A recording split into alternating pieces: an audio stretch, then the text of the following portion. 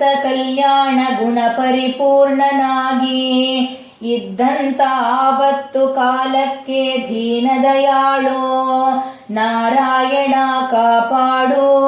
ಹತ್ತಿಯಾಗಿ ವಾಸುದೇವ ಮೂರ್ತಿ ಇದ್ದಾರೆ, ಭಕ್ತಿಯಾಗಿ ಸಂಕರುಷಣ ಮೂರ್ತಿ ಇದ್ದಾರೆ, ತೈಲಕಾಂತದಲ್ಲಿ ಲಕ್ಷ್ಮೀ ದೇವಿಯೂ ಇದ್ದಾರೆ, ತೈಲದಲ್ಲಿ ವರುಣ ದೇವರು ಇದ್ದಾರೆ, ಕಪ್ಪಿನಲ್ಲಿ ರುದ್ರದೇವರು ಇದ್ದಾರೆ, ಬಿಳುಪಿನಲ್ಲಿ ವಾಯುದೇವರು ಇದ್ದಾರೆ.